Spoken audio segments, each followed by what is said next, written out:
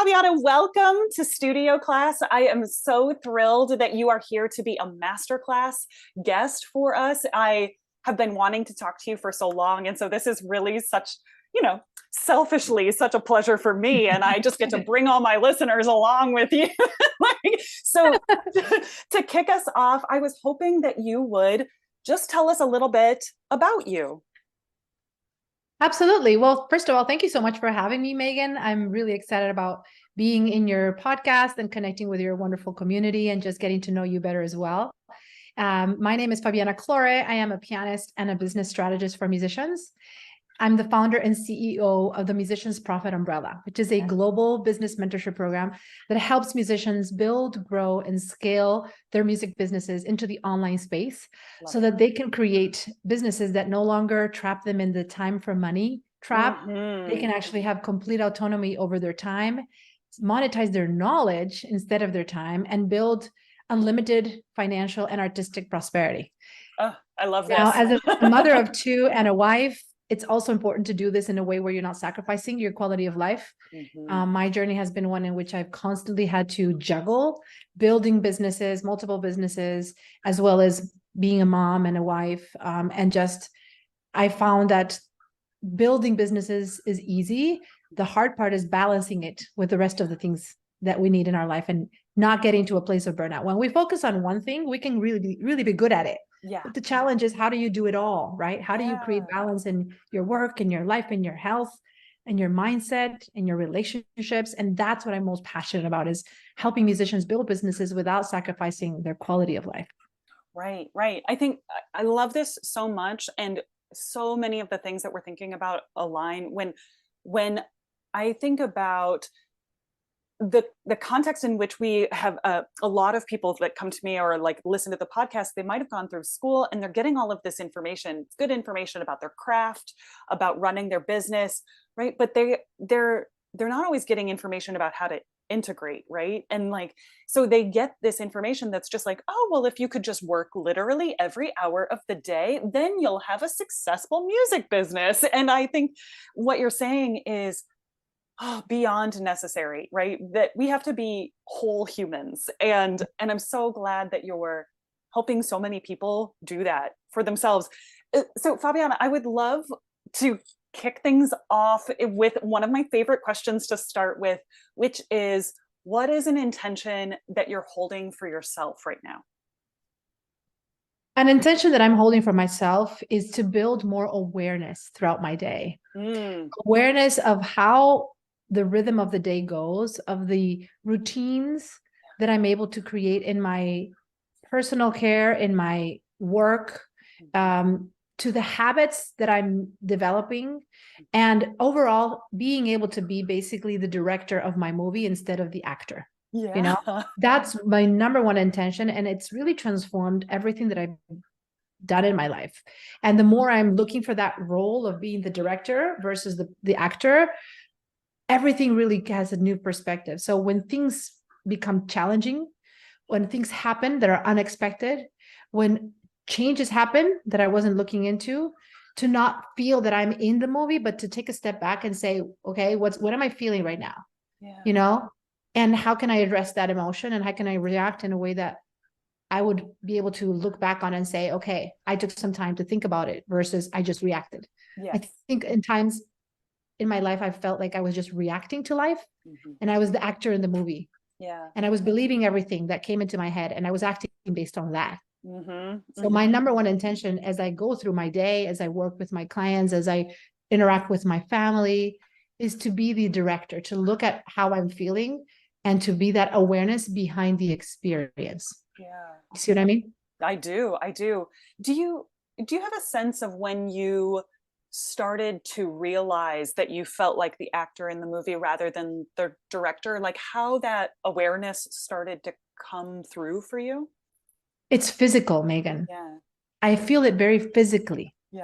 When things happen and I get anxious, or I feel something like, when you feel like a news comes in and you just, you feel it in your stomach, you're just like, and it's so easy to, when you get those physical, visceral reactions, you just kind of react because it's a physical thing that you feel, whether it's stress or whether it's even happiness and joy, it comes into our bodies. So I would say just overall body awareness when I'm feeling those things, either tension or exuberance or whatever emotion, to be like, whoa, what is this feeling I'm feeling? And then to be able to say, why am I feeling this way? You know, and to question my responses to those feelings. Meaning, if I feel something strong in my stomach or my chest or something happens, to say, how can I react out of that? How can I be aware of what I'm feeling and then choose the response versus just respond?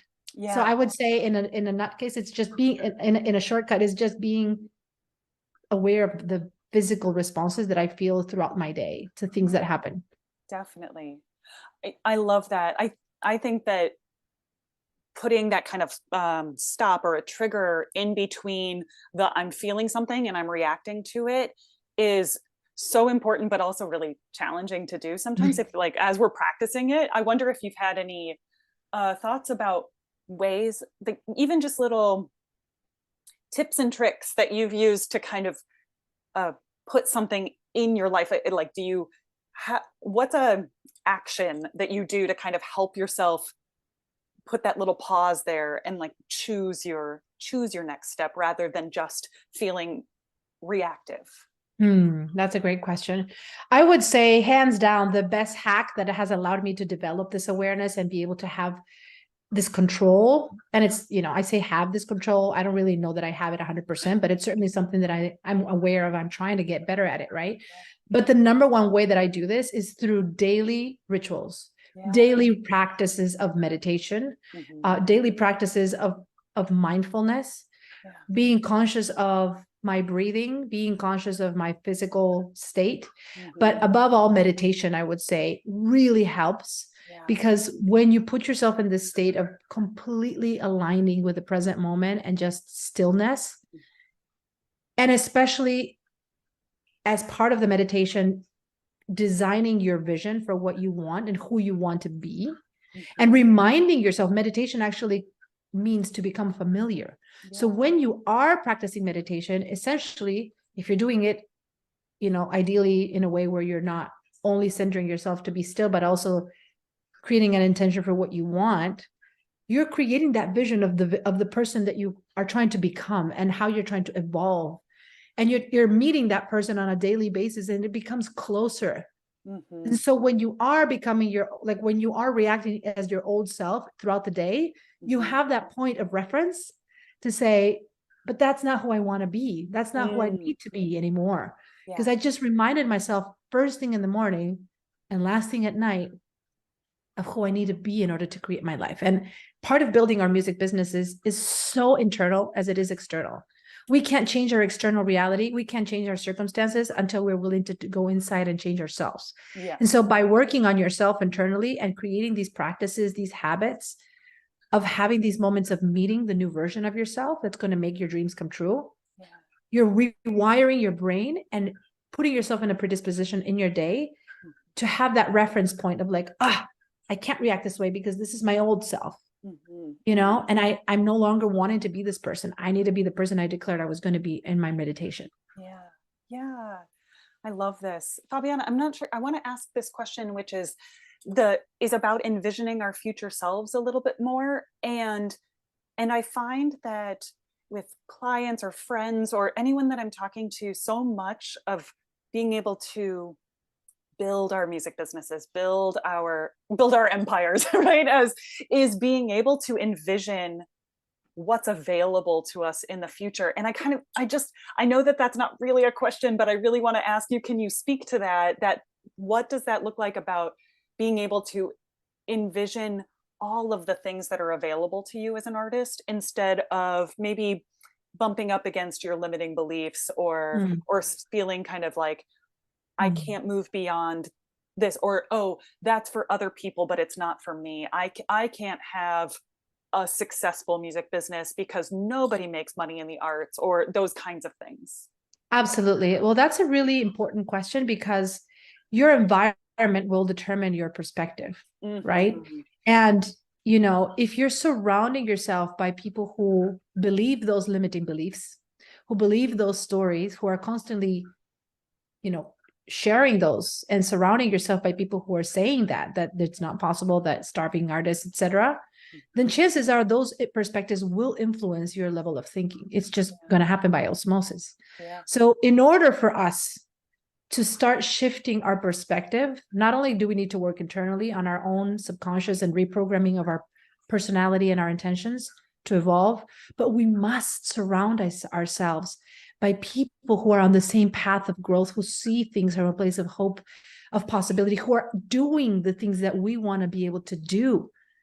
Yeah. And when you are savvy and strategic and proactive in getting into the places where those people hang out and protecting your focus and your attention of what you consume, Megan, protecting your attention from not looking at things that distract you from that, but instead filtering out the noise and looking for knowledge, for communities, for mentorship, for people who are already where you want to be, then all of a sudden the potential is going to unfold and you're not going to feel any limitations because you're going to see and you're going to meet. And you're not only that, but you're going to also learn from the way those people think.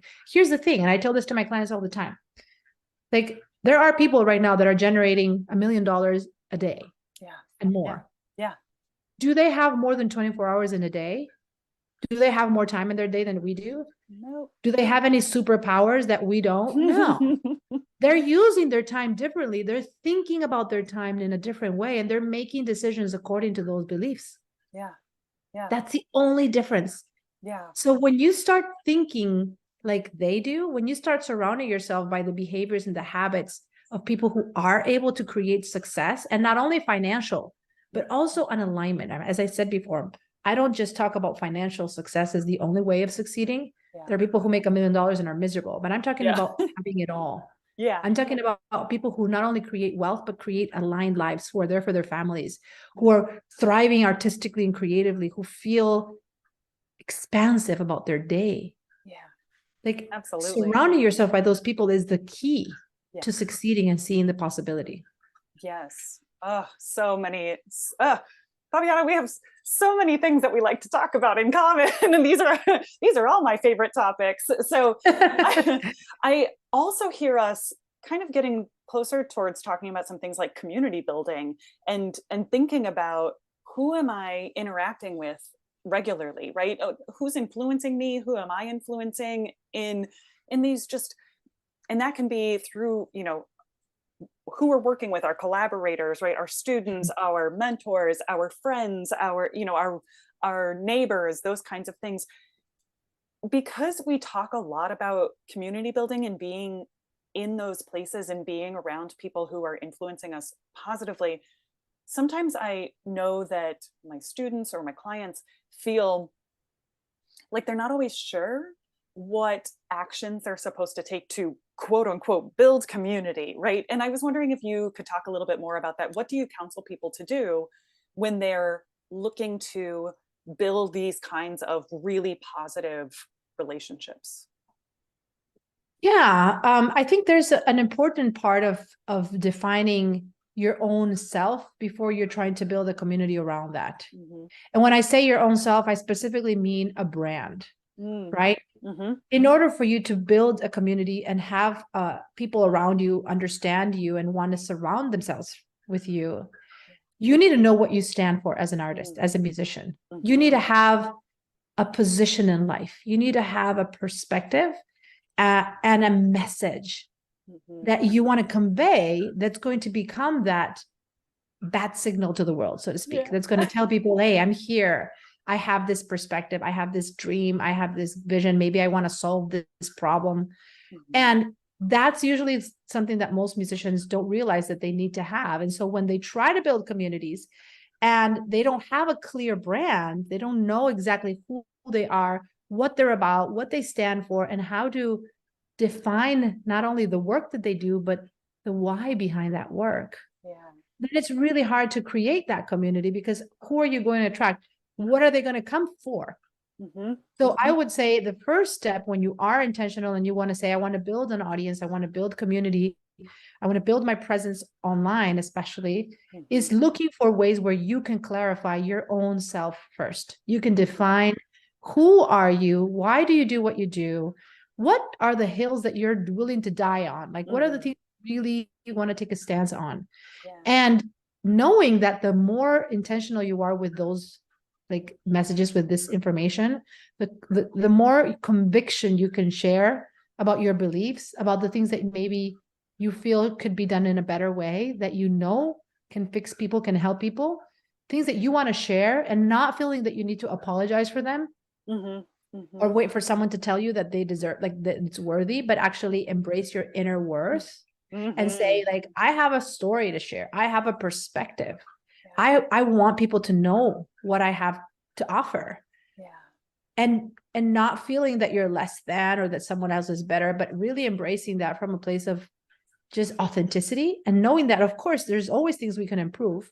There's always things that people have done that are at different stages in their lives, but just coming to terms with your own worth and your willingness to share what you have to offer at this stage in your life is the first step to actually then be able to say, who wants in, who wants to be a part of this conversation? You know, you've done that, right? You have a perspective, you have a brand, you have a philosophy of living, and you've created your community. And people know, when I come to Megan, this is what she's about. They know what they're coming into because you've communicated that. I hope so. Thank you. That's very nice of you to say. So, Fabian, one of the questions that I really also love to ask is about what is a technical skill that you love to teach? And, you know, if I'm asking this to vocalists, sometimes we're talking about like literal technique, but especially because you and I coach people on their music businesses, I would love it if you would interpret this question on like a kind of nuts and bolts, like what's a technical workflow that you love to teach people? Yeah, I think there's something really important that I focus on with the work that I do with musicians, which is re-engineering the way they work so that they are no longer trading their time for money. That is the foundational workflow that I propose with all my clients, is helping them restructure their work and their offers so that they are not just, you know, teaching 20 students and hoping to get 40 in order to reach their goals. Teaching 20 hours a week, but if only they could teach 40, they would get to where they need to be. Or gigging 3 to 5 gigs a month, but if they could gig 15 gigs a month, basically going against the conditioning that in order to earn more, they need to work harder. Oh my gosh. The primary foundational concept that I help my clients shift is transitioning from trading their time for money into monetizing their knowledge by building online programs where people can access that, and they can have multiple ways of serving their clients through developing a methodology, through creating their own framework, but also through providing one-to-many contact points, online virtual masterclasses, opportunities to interact with their clients, but in a one-to-many format instead of one-to-one. Yes. That's so great. If somebody were going to coach with you on something like this, could you give them like here's a little bit to think about before we get together, when it kind of like you were saying, methodology and framework? Is that something you'd like someone to think through a little bit? Is that kind of like, what skills, what types of information do you want to share with people? I'm curious, what would be like okay, I've done a little bit of this work, I'm ready to work with Fabiana now? Actually, I don't really feel people should do any of that, because I honestly feel like it's a waste of time. If you're just trying to overthink things and come up with all the clarity and the answers before you follow a process that's designed to give you the clarity. I mean, actually, I think that's something that sometimes traps musicians into feeling that they need to have all of this in place before they come in and follow a process. And so I actually discourage musicians from feeling that they need to know all of those things, because that kind of traps them in a position of analysis paralysis. And they feel this pressure of having to have clarity before they start taking a process that was designed precisely for them to have clarity. So I like to make the analogy with, like, if we have a sore throat and we have an appointment with the doctor, we don't need to wait till the throat pain goes away before we see the doctor. Like, the reason why we go to the doctor is to have that throat evaluated and to have a plan created for us, and then to eventually get rid of the pain through implementing the plan. So I kind of make that same analogy when it comes to musicians who come into my world and who are looking into ways to optimize their businesses. The reason why they come into my world is precisely because they don't have the skills, the knowledge, and the strategy to do it effectively, or at least to do it in a quick amount of time. They spend years trying to find these answers on their own. So other than this foundational idea of realizing that they don't have to trade their time anymore, I think that's the biggest breakthrough that our musicians really experience when coming into my world, and I want to make sure that they are aware of.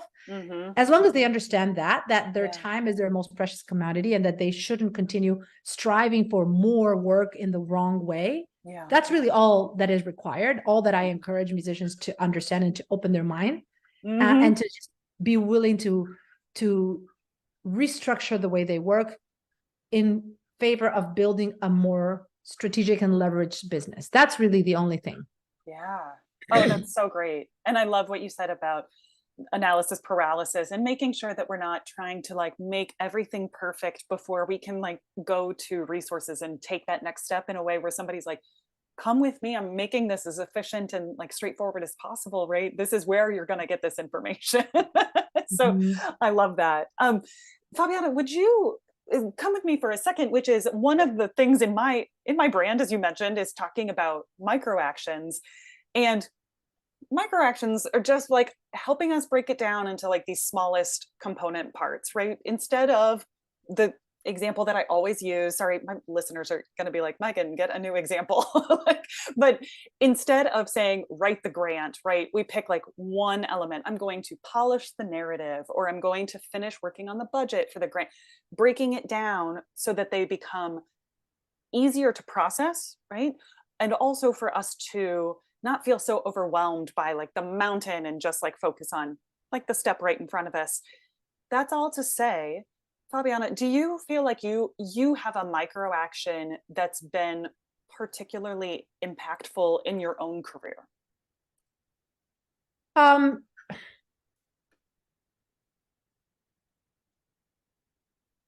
think the most powerful part of my process, I would say, is the mindset component. It's just working on my mindset.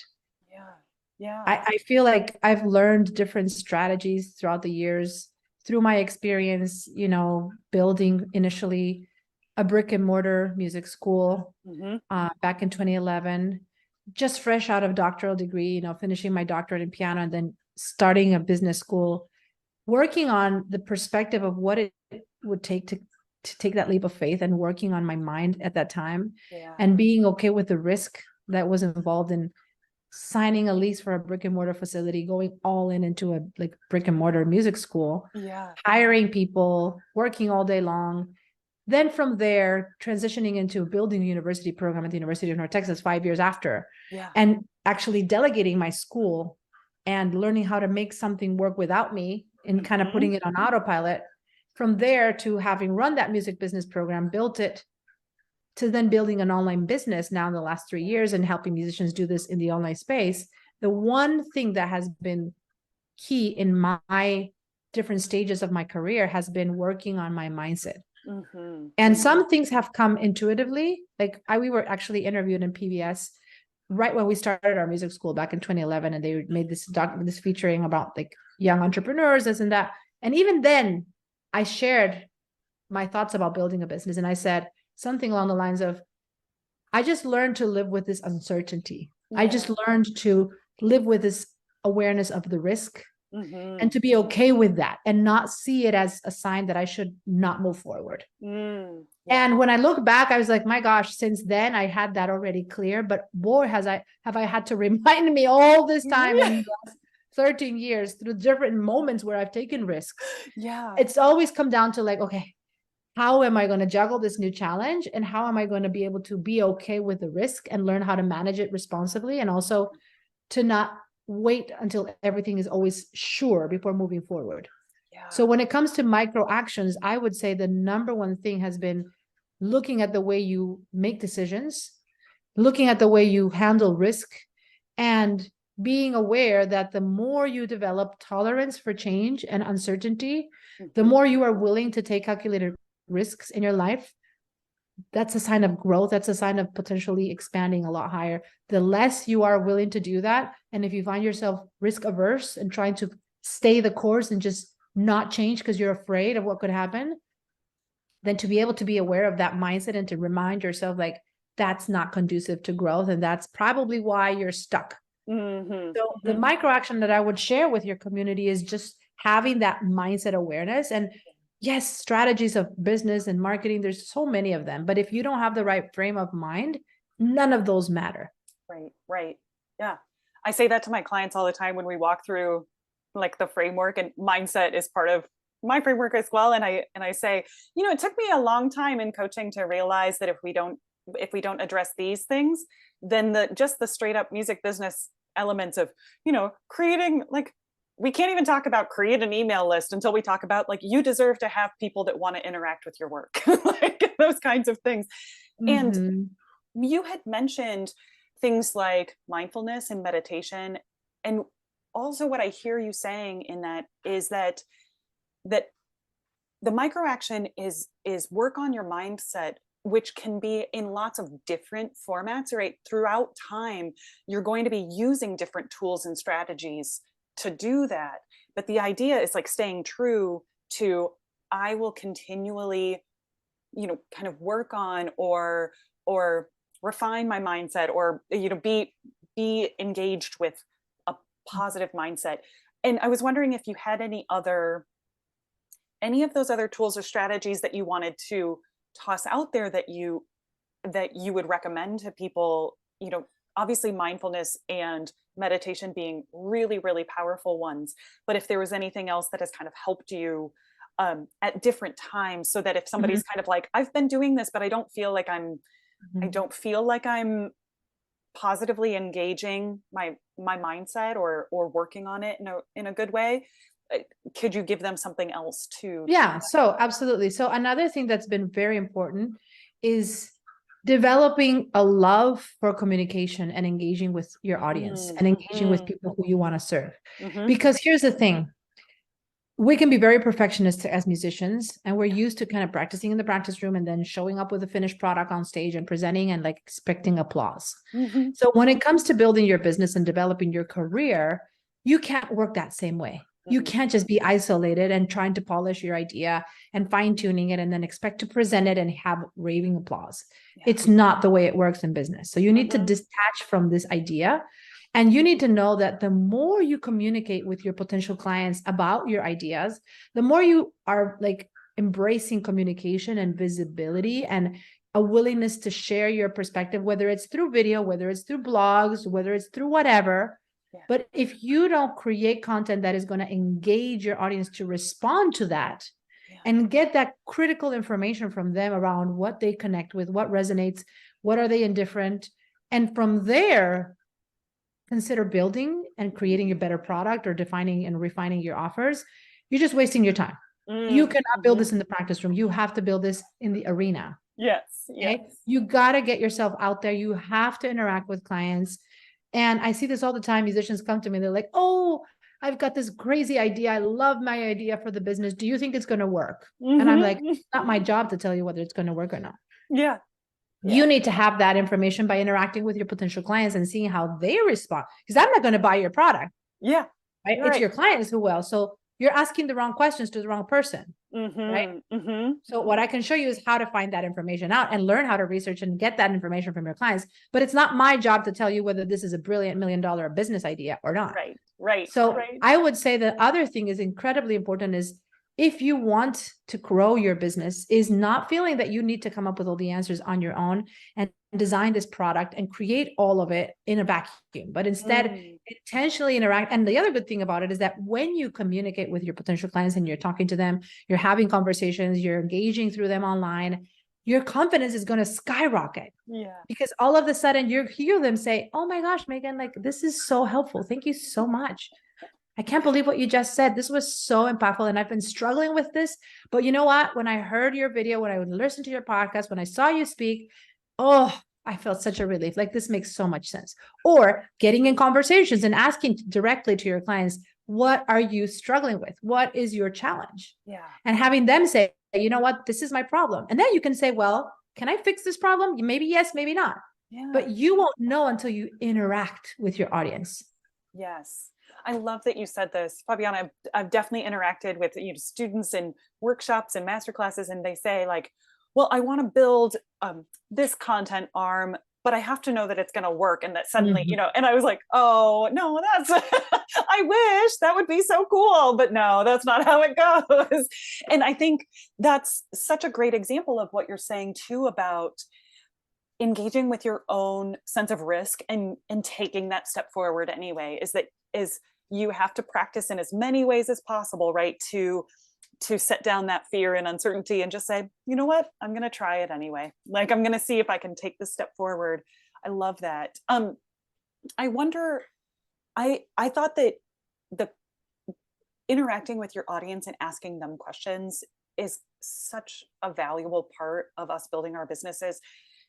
For our friends who are trying to build their performance lives more too, I was wondering if you have any thoughts about how they could get, especially our freelance side of our lives, we just don't get that chance to necessarily ask our clients, or directors, presenters, any of that kind of stuff, ask them more questions directly. Do you think that you'd have any advice for them about how to just like kind of get more of that feedback? Yeah, absolutely. I think an important part of you being effective in reaching out to presenters is you being very solid with the story about your work, having a very clearly defined value proposition in the work that you do, and also showing that you have a following, like you have an audience. One of the things that appeals presenters and promoters is the fact that, like, do people follow you? Do people listen to you? Do you have a point of view?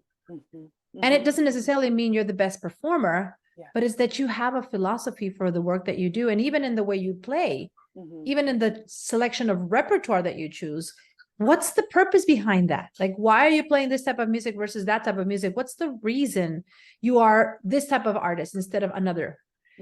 So I would say for you to be able to become appealing to presenters, you need to be very clear with who you are and what is it about your perspective as an artist, whether it's for teaching, whether it's for coaching, whether it's for performing. What is the unifying thread that puts it all together and allows people to understand the essence of who you are and what you are about? Definitely. Right? And this is something that is really key, and it's kind of what led me to develop my kind of musicians profit umbrella system, because I believe when we put together all our skills in an umbrella and we're not leaving one thing, and instead we're just like letting people see us for who we are, not just for what we do, then we become irreplaceable. There is no competition. There is no other way that people can shadow us or whatever, because no one has our same story. No one has our same experience collectively.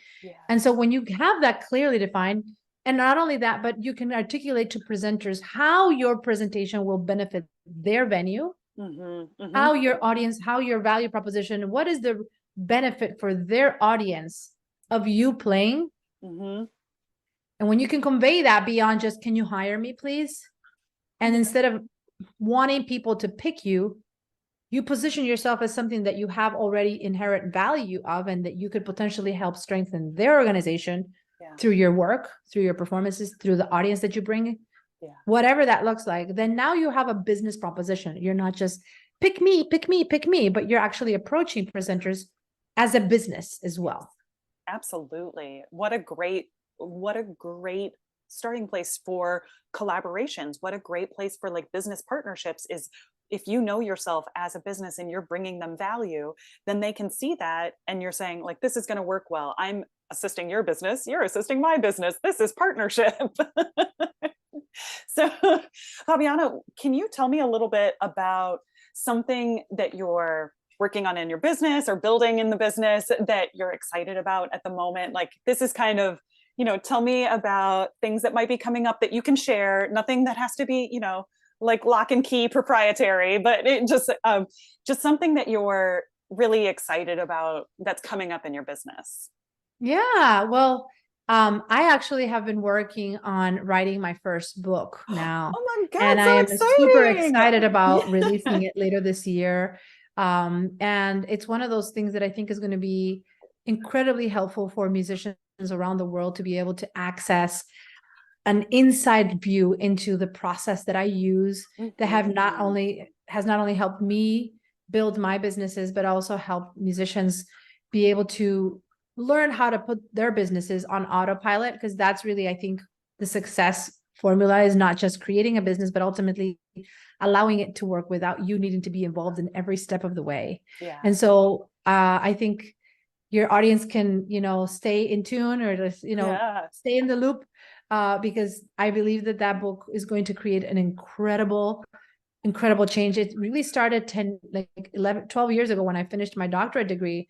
I wrote a dissertation around the lives of entrepreneurial concert pianists. And it was all about how they were able to build sustaining careers through performance, but also through entrepreneurial ventures. And I always knew that when I finished that dissertation, that it would one day become a book. Yeah. But then I started a business. I became a mom. I moved to Texas. I started a university program. Then I had a second kid, and life, one thing after the other, 12 years passed. And finally, last year, I said, you know what? I have to write this book. I just have to. Absolutely. So I committed to it, and I just decided, and I spent a few months putting it together. So it's written. Now I can actually talk about it because it's real. It's not just in my head.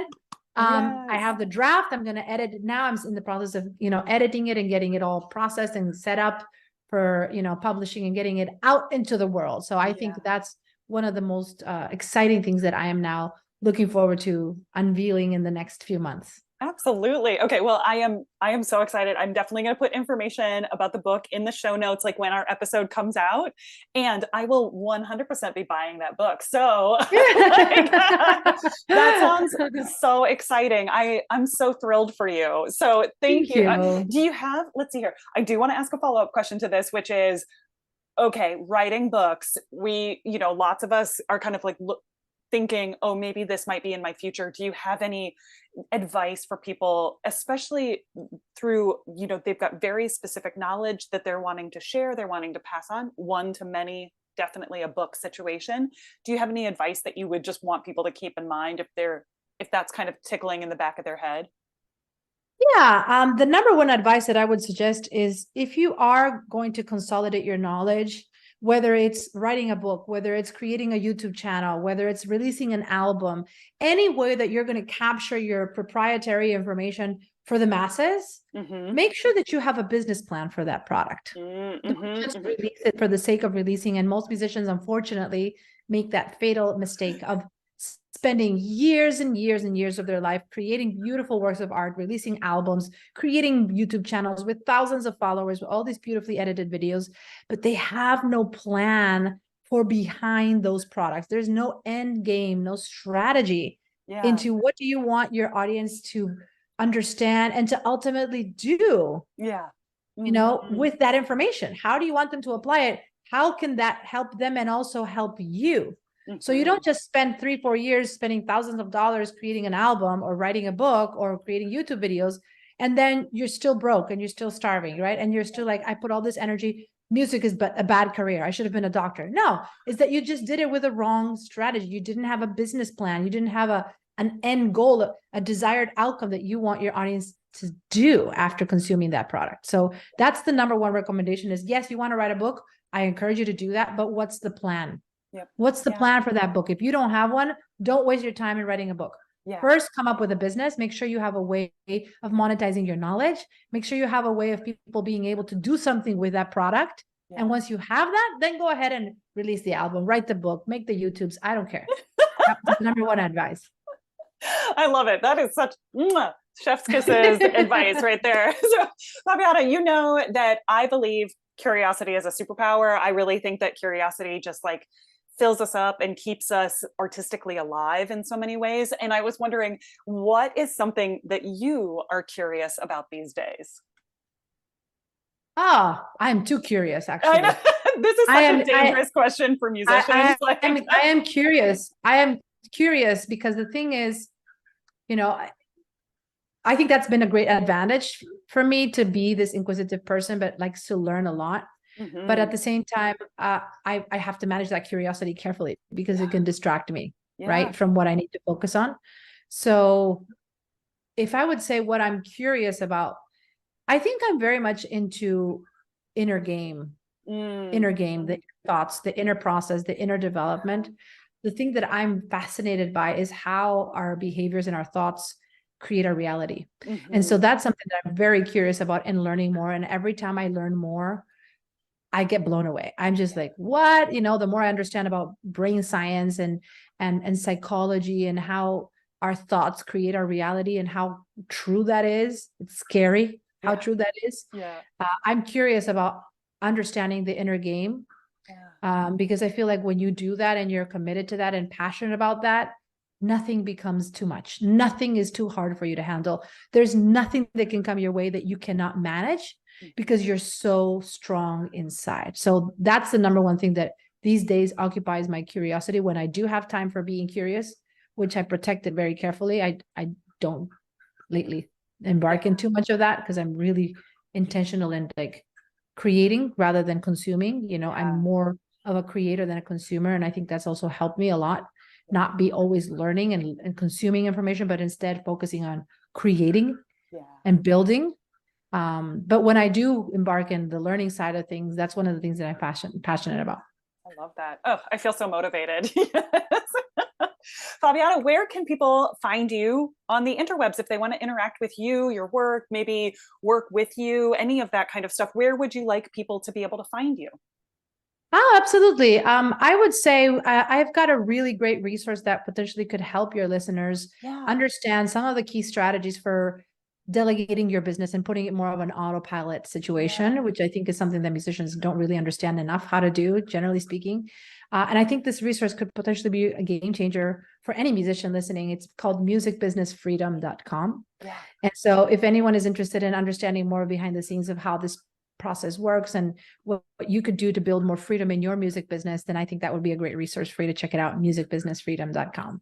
Absolutely. Wonderful. Okay. Well, we'll point everybody in that direction as well. And Fabiana, I just want to thank you so much for sharing your wisdom, your effervescence in this space with me. It means a lot to me. And I know that our listeners are just really passionate about these topics. And so thank you. And I hope that I can have you back in the future. We'll just kind of keep this conversation going. So thanks again for being a masterclass guest on Studio Class. Thank you, Megan, for having me. It's been wonderful to have this conversation, and I hope it inspires your listeners to take action.